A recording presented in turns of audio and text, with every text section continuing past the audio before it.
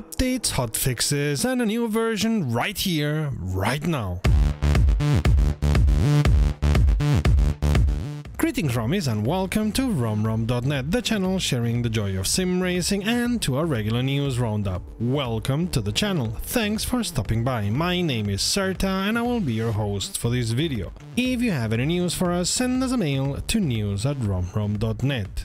Assetto Corsa Competizione went wild and now offers for free 2022 liveries. And based on the marketing hammering we are getting with regards to the USA DLC, it seems they are not selling much of it. Small wonder. Another enormous change has been with Wreckfest, because the new tournament is something in the wrecking playground. Hey, it's okay, Wreckfest still fun without tournaments, and I gladly fight anyone who says differently on the fields of petrol, rubber and dust. Petrol, rubber and dust are also part of the WRC, but this season also electricity, which is why Naken's last WRC sim for the time being will also have the 2022 hybrid cars, as they said in a trailer that didn't have much more content than that.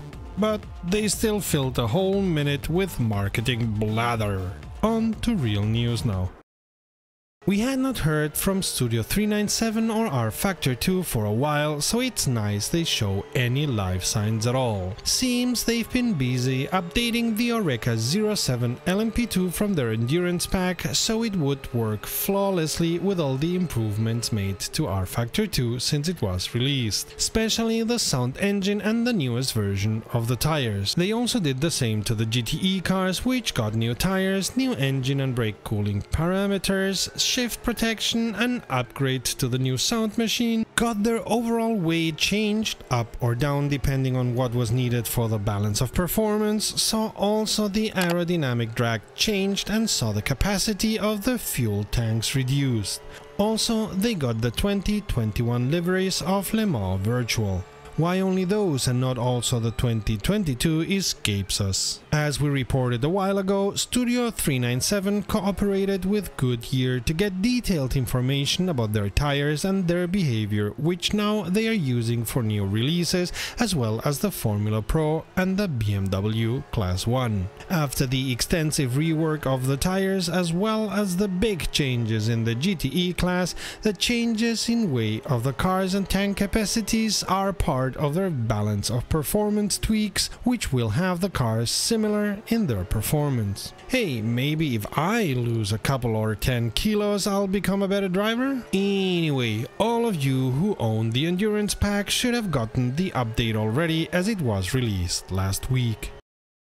After the release of the summer update last month, Beamng saw 4 hotfixes. Seems it was too hot this summer or something. The scintilla had to be heavily patched up. Using P-mode on automatic gear could lead to the gearing exploding in some circumstances and tires bursting with no sound. The track Cittavecchia saw some small corrections, and the Bruckle Moonhawk saw some corrections with regards to colors. The update on the dashboards had to be reverted, as the dashboards lagged heavily and some small corrections had to be done to the missions. Also, the audio should now be working on Linux systems. Seems the one-to-one steering collected a lot of issues, which were solved in the second hotfix that corrected, amongst other issues, a big dead zone in the center. Some parts of the geometry of the cars either had issues or were too strong. This has also been corrected, and all cars got new thumbnails.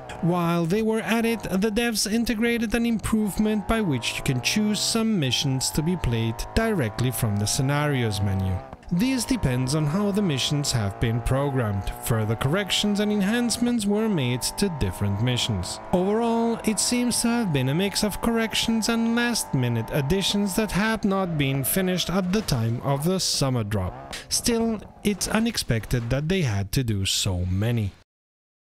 After messing up the release and gathering oh so wonderful reviews, EA quickly brought out a patch of this year's F1 game. This is nothing spectacular, no software survives the first encounter with the user unscathed. On the other hand, when they have to correct the visibility of the virtual rear mirror or an incorrect collision at Jeddah turn 1, one cannot but wonder if their QA process did go well, because these are basic things that should be caught on first run. Also, can somebody tell me how they missed that using Fanatec load cell pedals reduce the frame rate? Apart from Fanatec being a sponsor of this game, the load cell pedals are amongst the best-selling items for the company. Would that not be one of the first things to be tested? Other things like the engineer telling you of an issue with a component only to turn around and tell you that it was resolved happened also often enough in earlier F1 games. Those things were more amusing than disturbing. And while they seem to have addressed some of the issues with VR, we have more than enough reports of it being laggy, like Assetto Corsa Competizione first release laggy, even on high-end GPUs. If on the other hand you have a Thrustmaster and have issues with it, and this game, EA recommends updating the Thrustmaster firmware as it seemingly solves many of those issues.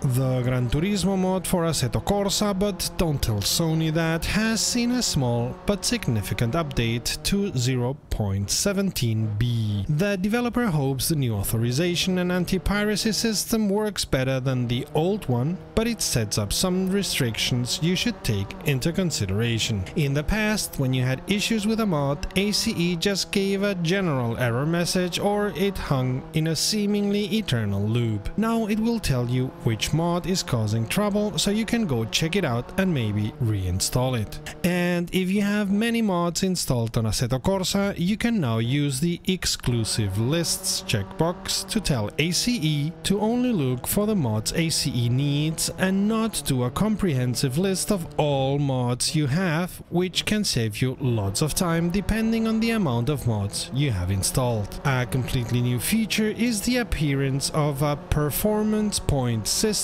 which rates cars depending on the type, the motor, but also depending on the mileage they have and how used their parts are, allowing you to compare cars for any use, including when buying a used car. The performance points will also be a way for the AI to choose cars that are nearest to the car you are driving, or even better, depending on the difficulty level you have chosen in-game. And while it may seem the filters were removed from the car dealer's page, they've only been put aside.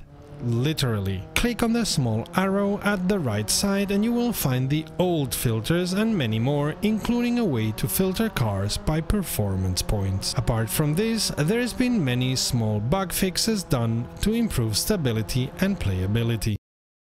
As always, SCS doesn't stop working on their truck simulators and sharing their work in progress with us. First big change on the list is the release of the 1.45 open beta for ETS2. As always, many of these changes will be seen also in ATS, but not the next one, as they have extensively reworked the German city of Hanover. Also, from the release of the 1.45 on, you will be able to own tank and cistern trailers, starting with fuel tanks and silos, all with extensions, and SCS promise this is just the start of tank trailers. A new thing they are bringing is custom city intros, which are cutscenes that seemingly only will appear when you choose Hanover or an Austrian city as a starting city with a new profile. This is a test, and as they tend to do, they would like to know your opinion about it. Convoys are a great addition to the truck simulator, but having to have the mods the other have activated or deactivated can be a hassle. SCS have listened to their fans and are implementing a change where you don't have to have all mods to be able to convoy.